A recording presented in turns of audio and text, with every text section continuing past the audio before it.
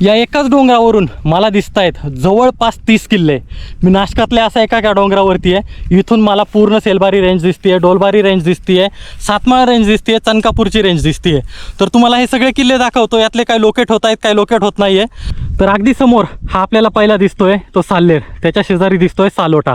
हे 2 झाले. त्याच्या इकडे आपल्याला 5 पांडव दिसता येतात. 5 पांडवपासून इकडे आले की आपल्याला 3 किल्ले दिसता येतात.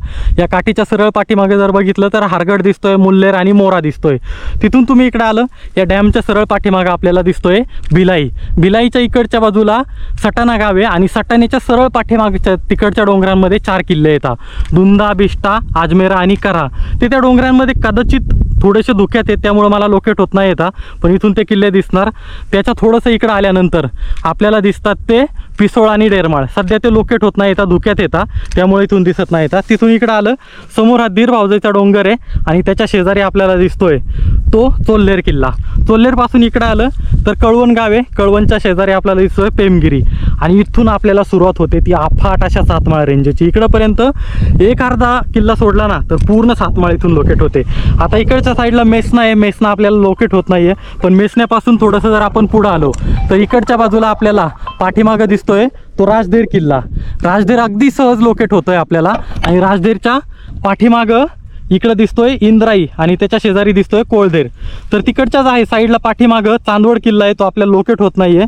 थोडंसं इकडं आलो की आपल्याला ही कांचना मंचना दिसतोय. कांचना मंचनापासून इकडं आलं की धोडप तर अगदी क्लिअरली लोकेट होतोय. धोडपपासून थोडंसं इकडं आलं की आपल्याला दुर्गजवाडी दिसतोय, रावळ्या आणि जावळ्या. जावळ्यापासून इकडं आल्यानंतर आपल्याला दिसतोय तो मार्कंड्या. मार्कंड्याच्या थोडासा अलीकडच्या साईडचा जो डोंगर आहे तो दिसतोय आपल्याला कनेरगड. कनेरगडच्या इकडच्या साईडला सरळ पाठीमागं जो दिसतोय आपल्याला तो सप्तशृंगीचा. सप्तशृंगी डोंगरापासून थोडंसं इकडं आलं की आपल्याला मोहनदरचं नेडं दिसतंय. इथून आता कॅमेऱ्यात किती येईल माहिती नाही आहे. तिथून आपल्याला दिसतोय अफाट असा आईवंत किल्ला. आईवंत नंतर इकडं आलं की ते पाठीमागे जे 2 डोंगर दिसता येतात त्याच्यामध्ये आहे आचला. आणि अगदी आपल्याला समोर दिसतोय तो म्हणजे महाराष्ट्रातलं सगळ्यात मोठं नेडा असलेला पिंपळा किल्ला.